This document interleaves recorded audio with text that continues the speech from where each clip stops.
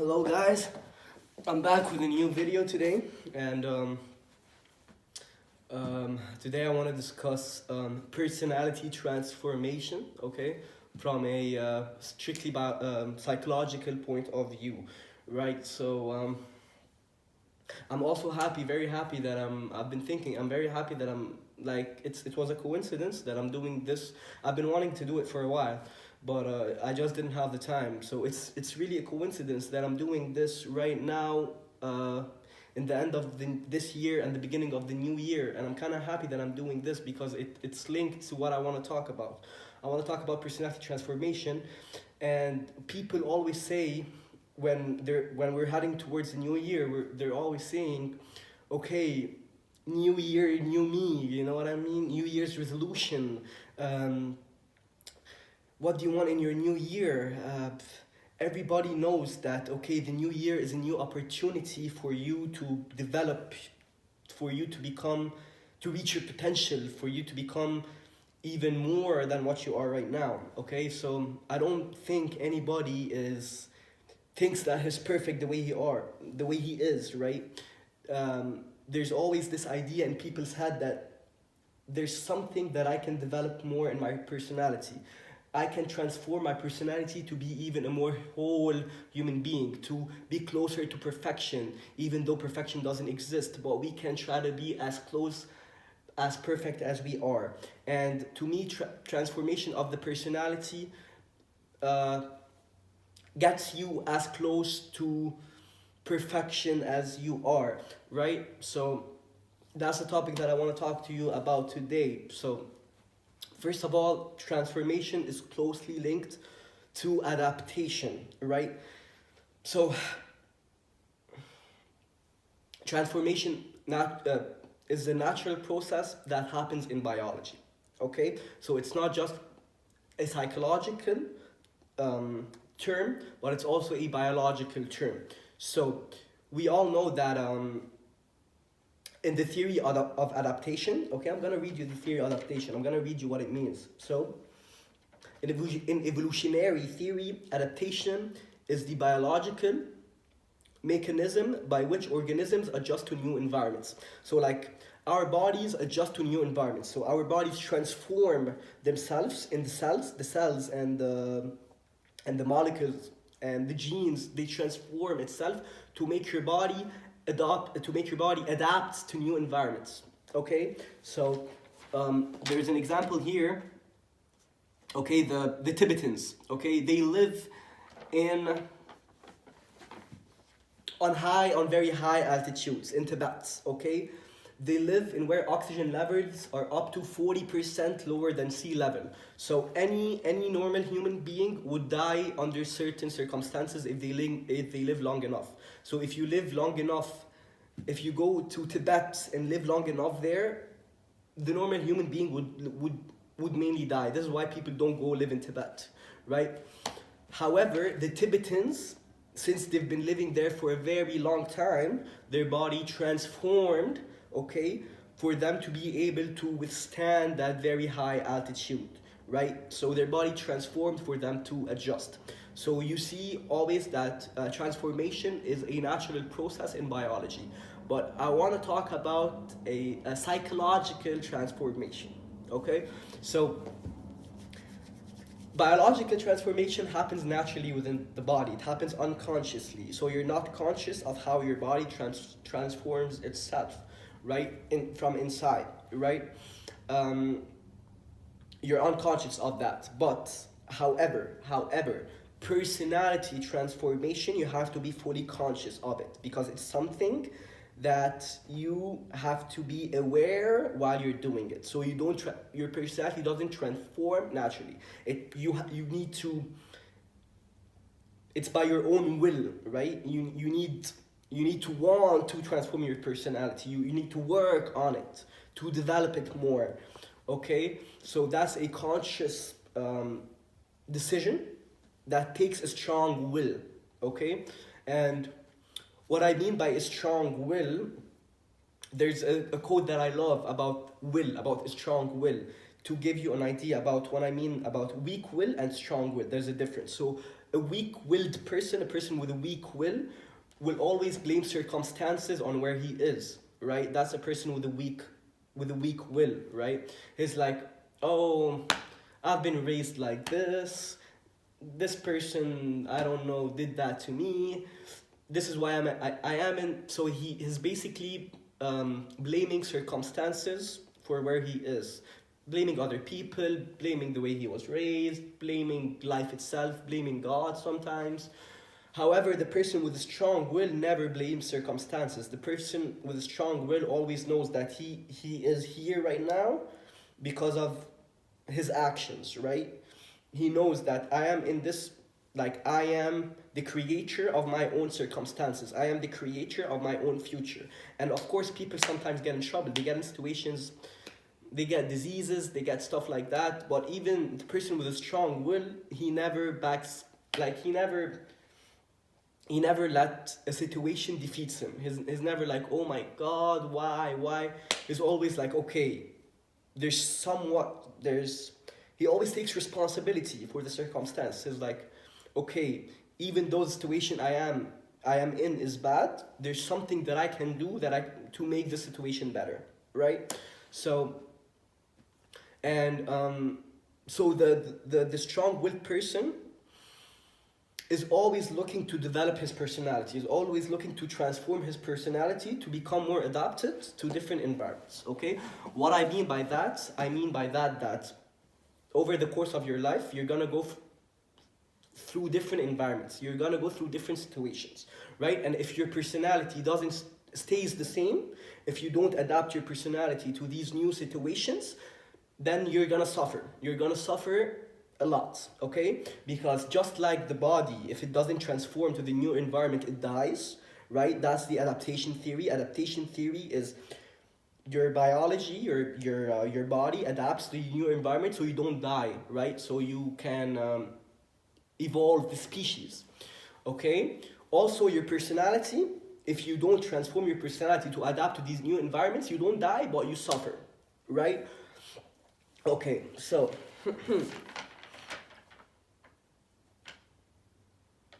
okay, so it's not easy. It's not an easy thing to transform your personality. People think it's an easy thing to transform your personality. However, it's not an easy thing. Why isn't it an easy thing? Because naturally, right? Naturally, you have personality dispositions, right? So naturally, you're born with a certain personality, okay? Some people disagree with that, but psychology has proven that there's 5 main personality traits, and it's something that you're born with, okay? Rather than being a product of society or environment. It's something literally that you're born with. So you don't choose the personality that you're born with. You can develop it, right? You can develop it to be even more. That's the point. That's what I'm trying to tell you in this video. But there's personality dispositions. There's traits that you're born with, okay? These 5 main personality traits they're called the big 5 personality. They're openness, conscientiousness, neuroticism, agreeableness, and extraversion, okay? These are the 5 personality traits. You can Google them, you can read more about them. I don't want to make this episode too long, okay? So I don't want to go in detail, okay? But mainly you have to know what personality traits you have, right? I'm going to give an example. For example, an agreeable person, right? There's an agreeable person. An agreeable person is someone who tends to love people, to be around people, and he wants to make other people happy, right? And this person does very well in relationships. They tend to be more women. So there's more agreeable women than agreeable men, okay? So they do very good in relationships. They want to make other people happy. They love people and stuff, okay? That's very good. That's a very good trait, right? However, sometimes, right, that trait can stand. Sometimes you enter in a new environment where that trait, right, you can be taken advantage of because you have that trait, or that trait isn't very useful in this environment. So for example, like a work environment. Like if you go to a work environment and you're the person who is just always nice, who's just always agreeable, who's gonna agree with everything the manager says, who's gonna agree with everything anything that people say, you're gonna get advantage of. You're not gonna get the promotion that you want. You're not gonna reach high levels in that job. You know what I mean? So what you do in a situation like that is you need to develop the opposite personality trait of agreeableness, which is disagreeableness. So if you can't argue, right? If you can't argue for yourself, you need to learn how to argue. You need to learn how to stand up for yourself. You need to learn to sometimes be aggressive, not just be nice, right? Because you've already have that. You've already have the nice personality. So you need to learn the opposite thing to become more whole, okay? So people don't take advantage of you at work, okay? On the opposite hand, if you are someone who is low on agreeableness, and these people exist, they're mostly men. If you are someone who likes to cause trouble, disagrees a lot with people, likes competition rather than like group work, that is a very useful trait to have at work, by the way, because people who are disagreeable, they're never going to be satisfied, for example, with the money they have. They're always going to ask for a raise, right? And trust me, it's the people who always ask for a raise, they end up getting it, right? And so actually disagreeableness, it looks bad on paper, right? Being disagreeable, but actually in the work environment, it's a very, very useful trait to have, right? However, people who are disagreeable, who have this personality trait, who were born with this personality trait, they tend to do a little bad in relationships and in social situations because they can't do nice things for other people. They're always thinking of themselves, like, how is this benefiting me? What can I get out of this? They don't really think of other people. So sometimes they get in bad situations in a relationship. They can be in intimate relationships. So what's useful for these people is to transform their personality to the opposite direction, right? To be more whole. So what's useful for these people is to try to do nice things for other people. Try to put yourself in other people's shoes, right? Try to care for other people. Yup. So a very useful exercise, guys, is know what's your personality trait. I recommend that, really, is go online, learn there's quizzes about it, learn what's your personality trait. You might have an idea about it, right? You might have an idea about it. There's 5 personality traits. You might have like an idea about what personality trait you have. You can have more than one. And the exercise is, if you know you have this personality trait, you want to try to develop the opposite of this personality trait, the complete opposite of this personality trait. That's how you become more whole. That's how you develop your personality. That's how you transform your personality. That's how you become adapted to different environments. Yes?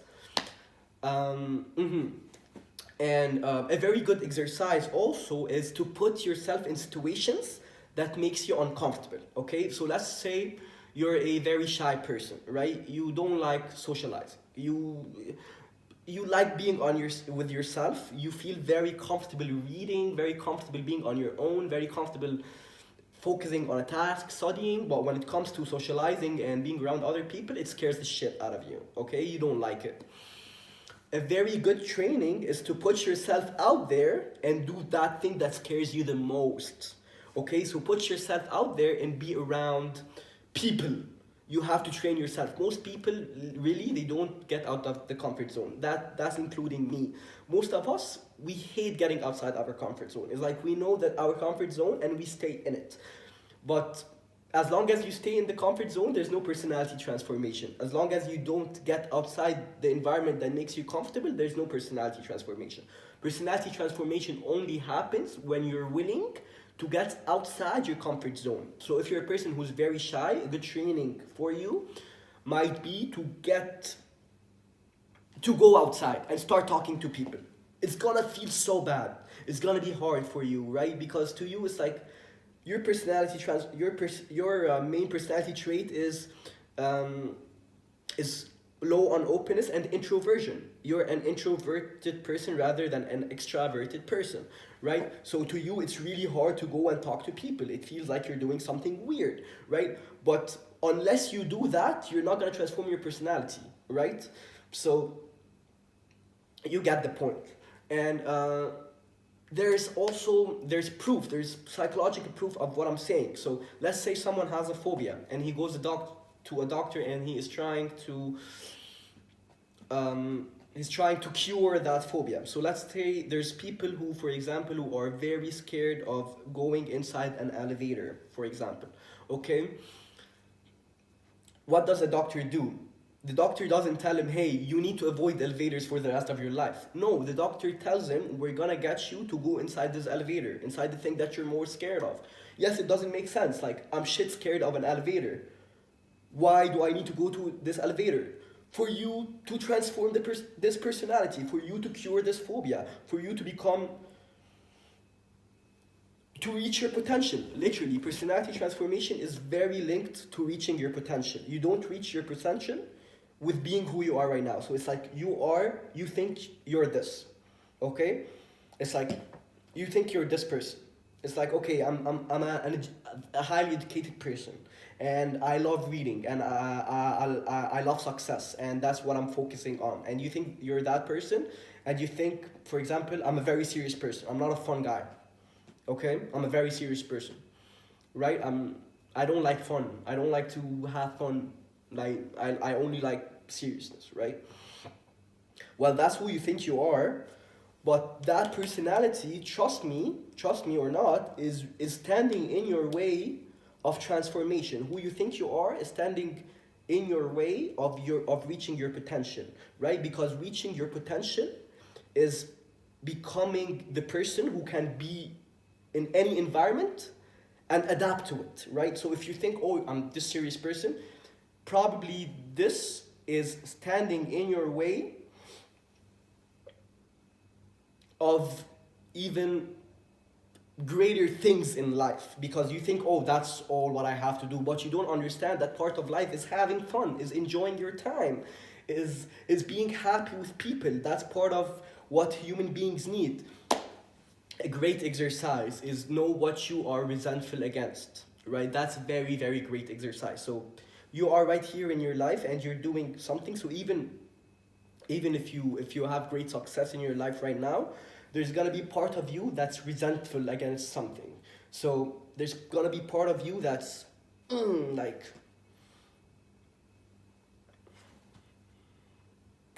I'm gonna give you an example. So let's say you're a very serious person and you don't have a lot of relationships with women, okay? Or a girl, or you're a girl and you're a very serious girl and you've never experienced a relationship with a different sex, right? And you're thinking, okay, I don't even like that. I don't even want that. That's what I want. But you might find a resentful side of you, which when you see someone else who's doing very good in relationships and who goes out with like different people and is finding success, you might find resentment, you might find jealousy, you might find in your heart, I wish I can be more like that person. You won't admit it to yourself. It's gonna be more like you're judging that person. That's the crazy part of it. You're not fully aware that that's something that you want. Instead, you're thinking, oh, look at that person wasting his time with these relationships. Well, that's what you want. You want to be that person who can succeed in different relationships, but you don't have the ability to, because you didn't put yourself outside your comfort zone to try. Because to you, trying, if you fail, it's gonna make you feel bad about yourself, right? But there's no transformation until you're willing to fail. There's no transformation until you put yourself in a new environment and you risk failing, right? So no matter where you are in life, that's not who you are. Who you are is much more. Your potential is much more, right? Your potential is literally a complete person who can be in any environment and succeed, right? Can be in social environments and succeed, can be in work environments and succeed. Okay, so know what makes you resentful, know what makes you jealous. Watch yourself. Watch yourself when you get angry. Watch yourself when you get resentful. And it's gonna give you a hint. That will give you a hint on what you need to develop, on what you on how you need to get outside your comfort zone. Okay? Yes, guys. So yeah, as I was telling you, the psychological proof of that is when a person has phobia, for example, of elevators. The doctor tells him, okay, we're gonna get you in this elevator, right? He doesn't tell you, no, stay away from the elevator. He takes his hand step by step, baby steps. It's a very long process. It doesn't happen one day. It can happen over the course of 2 years in order for this person to get inside the elevator by himself, right? But after that person gets in the elevator by himself and he cures his phobia, I've read about this. The person feels so much more confident, so much more accomplished that he did that thing that he's scared of. It really feels amazing. It really feels that, okay, now that I did that, I can do much more. And that person, so you get someone to do something that he's scared of, and then that person, his confidence increases, and then he's able to do other things that he was scared of in the past, right? So yes, that's it for today, guys. Let me know what you think of the videos in the comments, and subscribe to the channel if you like the video, and I'll be seeing you next time.